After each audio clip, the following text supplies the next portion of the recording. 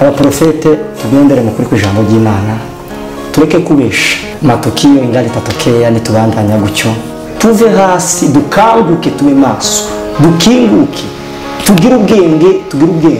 Ugenda kuri page y'Urahireba ubara ko witaba Imana ariko postinga uyu nabaragiye ikintu mubwira abaprofeti n'ibinyoma n'ubundi bimukora ni ibintu byari byaravuzwe yuko mu bihe byanyuma hazaza abahanuzi b'ibinyoma. Turabazi, tubanye namwe tubazi. Rero message nje no heza abaprofete buri viri zipfukamira kandi tuzobonana n'Imana vis-a-vis.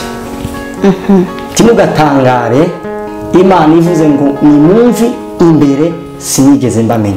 Ego.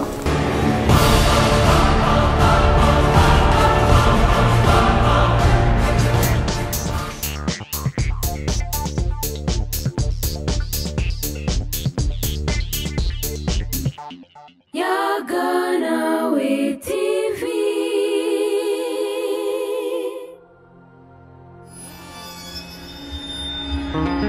Mwaramutse canke mwiriwe bivanye naho mwese aherereye ku mpande zine z'isi. Ni Yaganawe TV, turi hano tubaramukije ubwira kandi ndetse tunashimira abantu bamaze kugira subscribe kuri Yaganawe TV. Turi muri iyobokamana, niyo emission y'uno munsi. Nkuko mubibona murabona ko ndi kumwe n'umukozi w'Imana.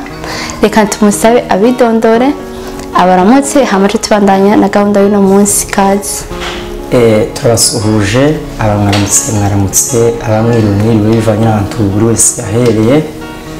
Twe mu ruhande rwacu tumeze neza, turashima Imana nta kibazo. Ego, ku mazina banyita Harerimana Eli, ni umukozi w'Imana, nkora igikorwa kivuga butumwa muri eglise bita Rising Generation Church. Inde Rising Generation Church. Ndumva kigoye no gusubiramo ariko abayizi bazaca bayimenya. Karibu cyane, aha ni kuri Yaganawe TV. Hagati aho ni umu-evangeliste, tukaba tugiye kuhanahana ivyiyumviro ku bintu bijanye n'ijambo ry'Imana mu bintu vy'uyu munsi. Tubona ngo cakira imiduga n'ibiki, tukaba rero dushaka kubwira abantu babe maso, bamenye ibyo bacakira n'ibyo badacakira. Ni muri emission y'uno munsi rero. Mbega mwebwe uno munsi muri eglise wanyu bijya bintu byo kuvuga ngo cakira ibi na biriya, mwebwe wanyu birahari cyane bimeze gute? Twebwe premier makwanza jewe nsengera mu shengero cy'abarundi. Ariko ukuri kw'Imana dusenga twebwe ibijanye n'ubuhanuzi byacakira n'ibindi byose turabigwanya 100%. Ntabwo turabanza tukabugenzura tukamenya ko ari bwo, kandi ntabwo tubugwanya. Mukabugenzura gute? Turamenya ko ubuhanuzi ari ubw'ukuri. Mwebwe mutima ragwanya cyane ibintu bijanye no kuvuga ngo ubuhanuzi, ngo cakira imiduga, ngo cakira ibi na biriya, ariko tukaba tubona ama eglise menshi uyu munsi ari byo bintu bagenderako. Mwebwe muri eglise wanyu muhimiriza iki abahasengera kumbura? Nkatwe twebwe cyane ikintu dushira imbere ni ijambo ry'Imana. Ubuvugishwa ndetse n'ibindi byose tubona bizakurwaho, ariko ijambo ry'Imana ryo tirizigera rikurwaho. Nubwo twebwe muri eglise yacu ikintu dushira imbere ni ijambo ry'Imana nta kindi. Ego, eglise yanyu yubakiye kuki ko tubona ama eglise menshi aza harayasambuka, harayaza agashamirana, hakabamo amajaruzi, kandi mu gihe cyerezo muri Bibiliya handitse ngo mu gihe cyerezo hazaba hari ama eglise menshi. Mwebwe mubivuga ko ikibijya byuko hari ama eglise menshi? Ubu noneho impamvu umuntu hari ama eglise menshi bivanye n'amabezwe propre y'umuntu. Uyu munsi umuntu ari mu guhaguruka akavuga ngo reka ngende ntegure shireho eglise yanje, atari impemu yera imutumye, ari amabezwe ye amutumye yonyine. Bezwe zawe zonyine je muri je ndi mukubibona nk'ari ubukene bwateye mu bantu. Kubera ko nta kuntu Imana ntabwo bapfa kukubwira ngo genda uje gushinga ikintu, numara gushinga ishengero uyu munsi uza uvuga ngo imana yavuze kino kintu, imana yavuze, kuko erega imana ntabwo ipfa kuvuga. mwebwe eglise yanyu mvuga ko mubigwanya cyane? Turabigwanya 100%. nta n'ubuhanuzi buhabera? Ubuhanuzi ntabwo tubwanze, ntabwo tubwanze, ariko umuntu arihanurira wenyine mu mutima we cyane. oya turashobora no kubona abantu bahanura, ariko ubuvugishwa bw'iki gihe ari mu kuguhanurira hari ikintu agushakaho. none se nk'umuntu ukubwira ngo cyakira kino kintu, cyakira umuduga adafite na moto, wumva uwo muntu kweri ari cyiza bakwifuriza? cyakira visa, amaze imyaka 30 mu Burundi, ese kiwe ntabashaka iyo visa?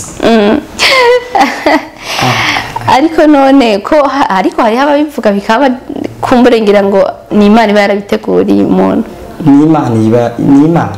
Jari umuntu n'umuprofete wigeze kuvuga, yanabimbya muri ville, ngo nkubonye uja muri Canada, afite reka mvugisha ukuri, jewe ndafise aho nzuje, kandi n'uyu munsi mfite impapuro zaho nzuje, nta Canada yanditseho. none se wumva uwo muntu atari profete w'ikinyoma?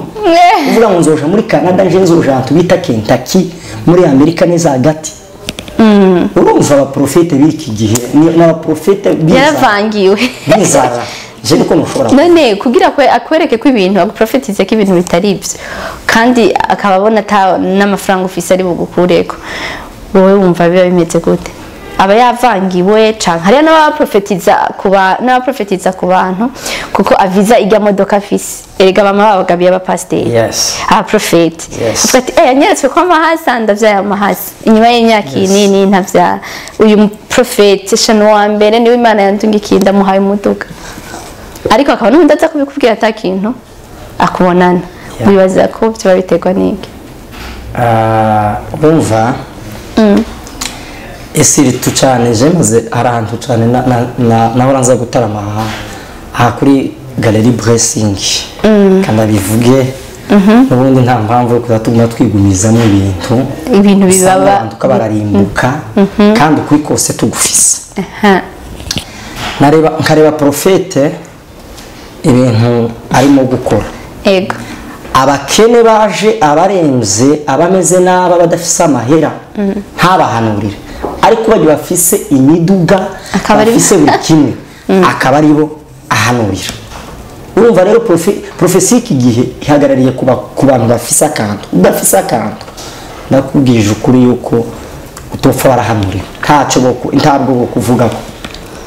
ego cyo kunda kumva n'abapasiteri bapfa ama eglise ngo nakayugaye. Bega byo biterwa n'iki nka wowe uko bibona?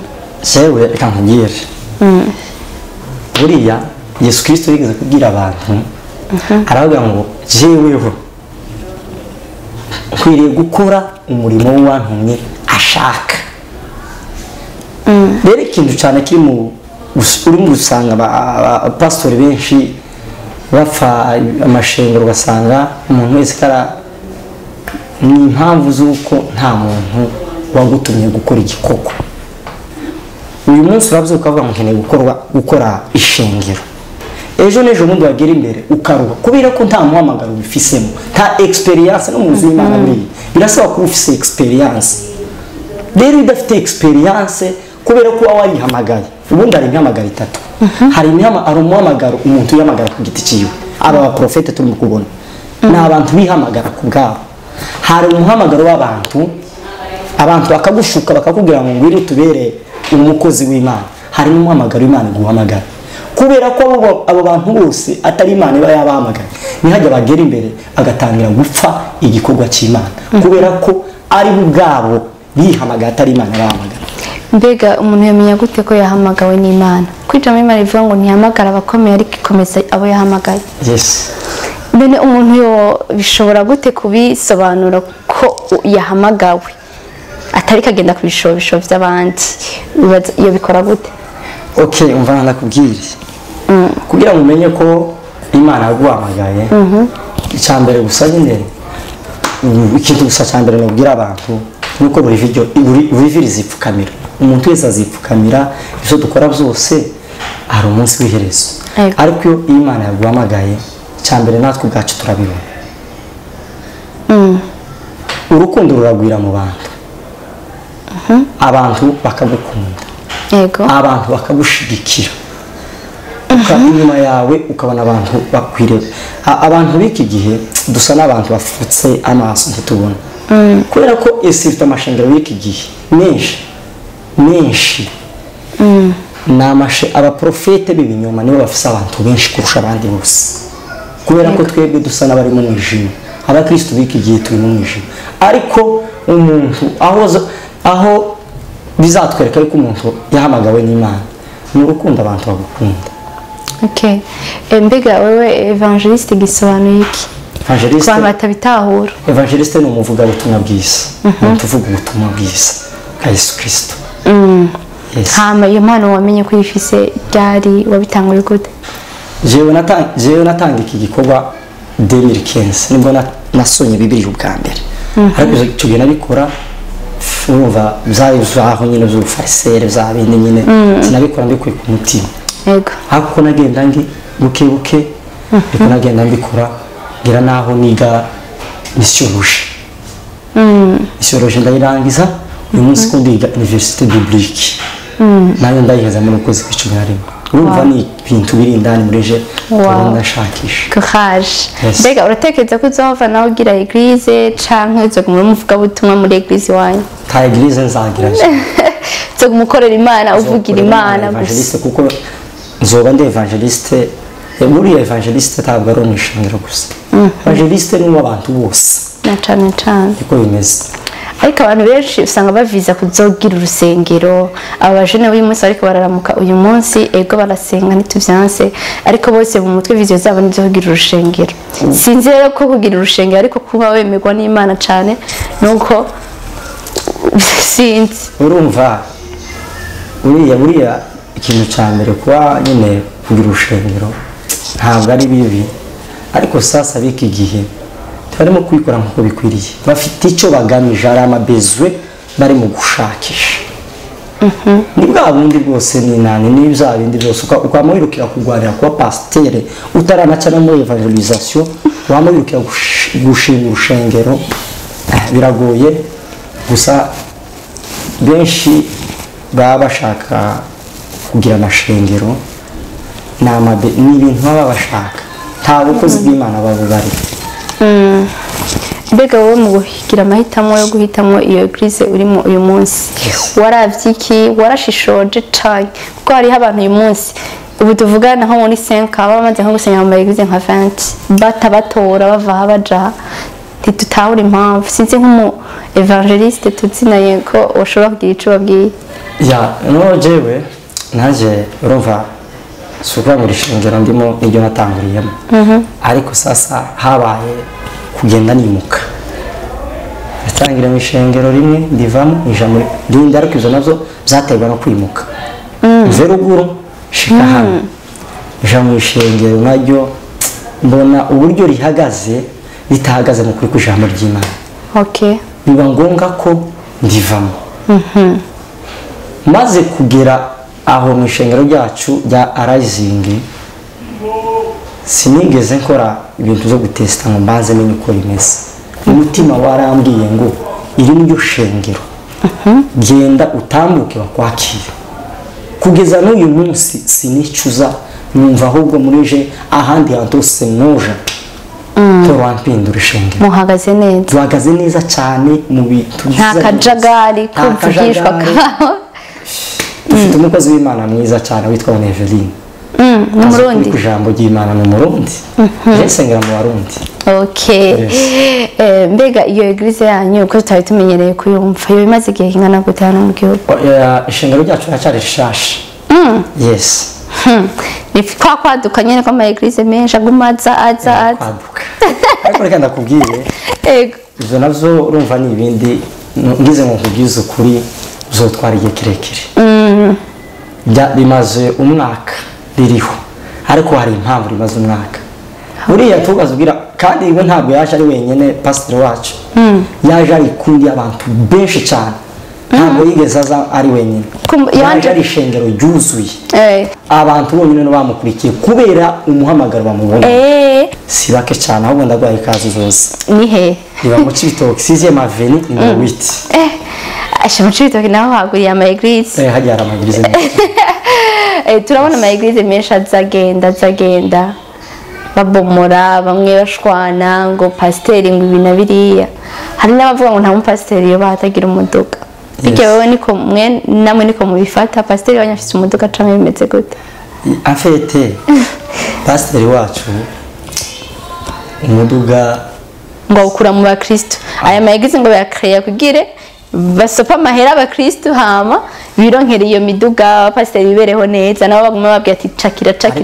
pasiteri wacu yatuze umuduga kuva kera yes kandi pasiteri wacu we ntabwo ni n'amahera twotanga ntabwo yoja muri ibyo twe turacatwubaka umurimo w'Imana muracubaka umurimo w'Imana yes ego mbega nka mwebwe musanzwe musengera muri iyo eglise ntabwo bahora biyonkora bakagenda canke byo bimeze gute vraiment ntabishe nta muntu urava mu ishengero ryacu mukaragenda arahunga iki urahunga se ngo bakubwiye ngo uzoba kino nimara ntukire ngo ucakira kino ngo uzozara amahasha nimara uvuge ngo kubake ku kinyoma impamvu buri abantu bahunga ni ukubera ko bababwira ibinyoma profesi twabahaye ari ibintu by'ibinyoma byababasha cyane hari umwe wigeze kuvuga ngo uzozara ngo umuhungu abyara umukobwa ego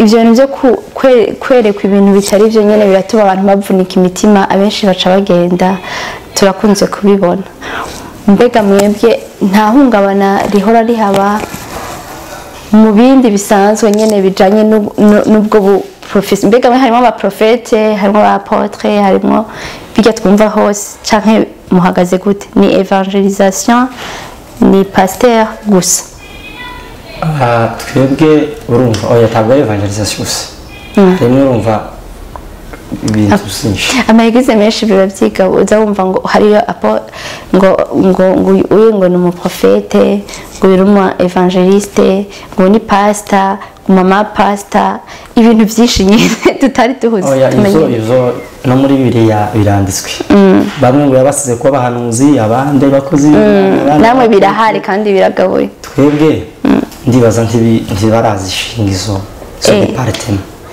ntabyo barazi si nyinshi cyane ariko zirahari dayeri kuko nta shengero utega ko ari se evangeliste abavuga butumwa pastori abaprotokole abadiakre nyine barya bose shengero bitegerezwa kubagira ego mbega nirihe jambo tekerera abantu ariko badukurikirana unabakangurira kuba maso nkuko wabivutse okay afite message no heza abantu bose badukurikirana ni ukuba amaso tukirinda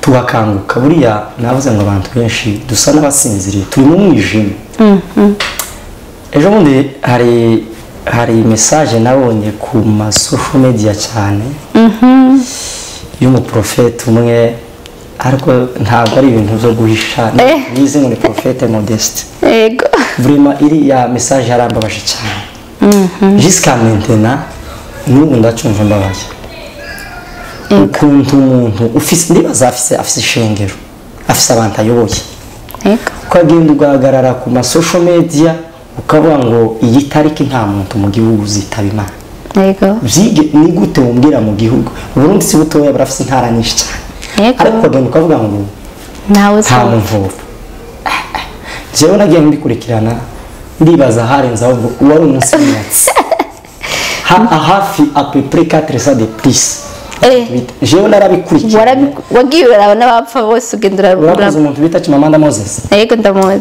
niwe ugenda kuri page y'urahireba ubara ko witaba Imana ariko postinga uyu nabaragiye je rero hajya narabibona nkibaza ati je ngiye no kubesha abatije barabesha hafi abantu benshi cyane tabara tubona nanje nababona ku ma status y'abantu gusa je sinashoboye kubona umuntu nzi yitavye Imana ariko abantu narabona baposta kandi ntabwo baposta mu kinyoma urumva rero ni bya bindi abaprofeti vraiment abakristo ukaba usengera kuri ujya mu profete vrai akavuga bya bintu mu mugoroba amara mukagena mu gutama kuri source dinire uzi ibintu yavuze n'abantu bitavye Imana vraiment abakristo mureke mbabwire tugiye kwikenesha twenyine tuzikenesha cyane none uvuga ngo muja gusengera kwa profete Modeste wavuze biriya bintu erega Imana ntabwo ipfa kuvuga kandi Bibiliya ntabwo itubwira ngo turwanye ubuhanuzi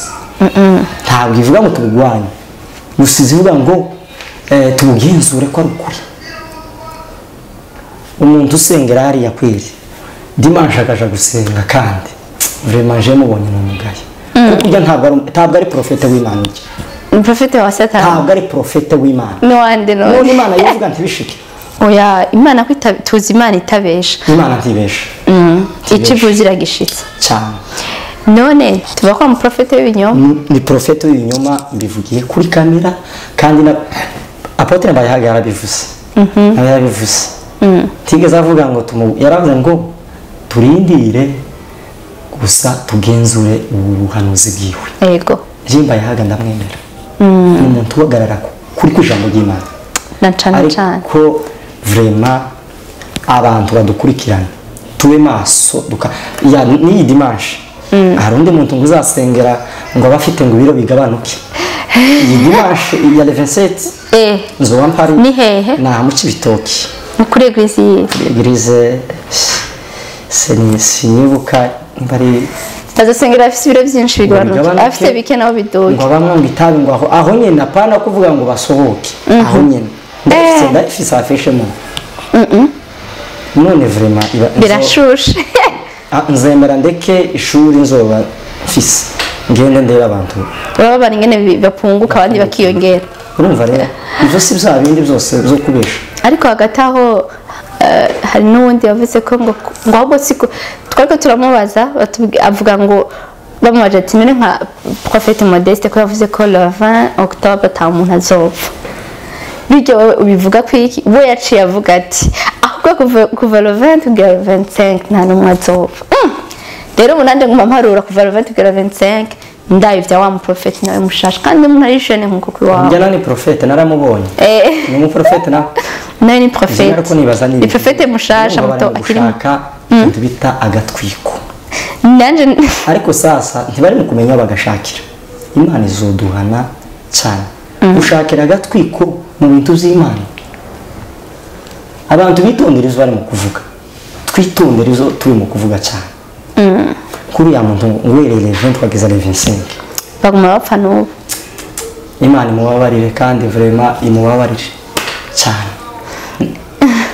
abaprofete b'ibinyoma wababwira iki muri rusange ikintu nubwira abaprofeti b'ibinyoma n'ibindi bimukora ni ibintu zari byaravuzwe yuko mu bihe bya nyuma hazaza abahanuzi b'ibinyoma turabazi tubanye namwe tubazi kuko ibi ni ibintu byavuzwe kuva kera n'abahanuzi ba kera rero message nje noheza abaprofete buri viri zipfukamira kandi tuzobonana n'Imana vis-a-vis timugatangare Imana ivuze ngo nimumvi imbere sinigeze mbamenya yego abaprofete timugatangare mureke duhagarare mu kuri kujambo ry'Imana tureke kubesha twe dutunze kubera abakristo bacu dutunze amamodoka dutunze ke kubera abakristo bacu mwage mutunga biturutse mu kuri kujambo ry'Imana abaprofete tugendere mu kuri kujambo ry'Imana tureke kubesha kandi matukio ingali tatokea nitubandanya gutyo umuntu wese azimbura ico yabivye ico yabivye nico uzimbura nimubandanya gutyo nivyo muzimbura ariko iki ni igihe cyo kuva mu kinyoma mukareka gukomeza kubesha abakirisitu kuko n'ubundi bamwe mumaze kubakinisha maze kubatera ubukene n'ubwo abaprofete icyo nabasaba nuko muhagarika mukagenda mu kuri kujambo ry'Imana ego iyo ni ka message nibaheza murakoze cyane gira ka jambo utekereye abariko badukurikirana kuri Yaga Nawe TV kumba ari abakristo bazimiye bazimuruke. Okay, abakristo bose baba badukurikirana kuri Yaga Nawe TV muyikurikirane kandi muyikunde, ni TV nziza cyane cyane.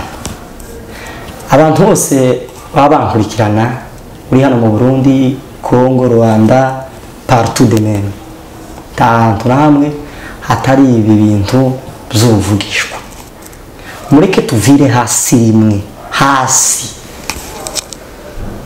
turwanye ubuvugishwa, tuve hasi dukanguke, tube maso, dukinguke, tugire ubwenge, sino hari ibizatubaho twebwe ubwacu kandi twiteye.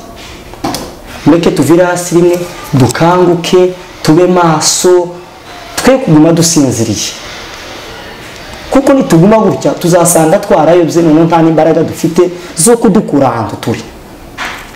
Dukore misiyo Yesu yadusigiye. Yesu Kristo yadusigiye misiyo yo gukwirakwiza gusa ubutumwa bwiza ku bantu bose kugera ku mpera y'isi. Nta yindi misiyo dufite atari yo gusa. Murakoze. Ego reka tugushimire cyane wakoze kwitaba ubutumire kugira n'ikintu usigiye abadukurikirana ndetse n'abafete bose muri rusange.